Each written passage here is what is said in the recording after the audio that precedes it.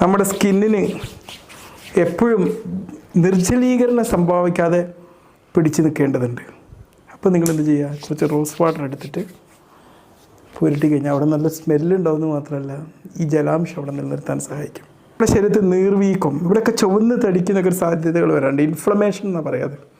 ആ സമയത്ത് നിങ്ങൾ അത് പുരട്ടുകയാണെങ്കിൽ ഈ റോസ് വാട്ടർ ഉപയോഗിക്കുന്നതുകൊണ്ട് എന്ത് സാധ്യമാവും, കുറച്ചൊക്കെ ആ ഇൻഫ്ലമേഷൻ കുറക്കാൻ ഇത് സഹായിക്കുമെന്നാണ് പറയുന്നത്. തീർച്ചയായിട്ടും ആൻറ്റി ഏജിങ് പ്രോപ്പർട്ടി റോസ് വാട്ടറിനുണ്ടോ എന്ന് വെച്ചാൽ ഷുവർ.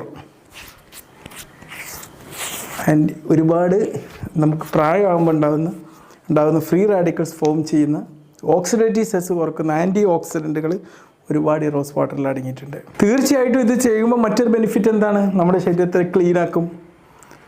മുഖക്കുരു ഉള്ളവർക്ക് ഈ റോസ് വാട്ടർ ഉപയോഗിച്ച് ഒന്നിങ്ങനെ ക്ലീനാക്കി കഴിഞ്ഞാൽ അതിനും ഇതുകൊണ്ട് ഒരുപാട് ഫലങ്ങളുണ്ടാവും.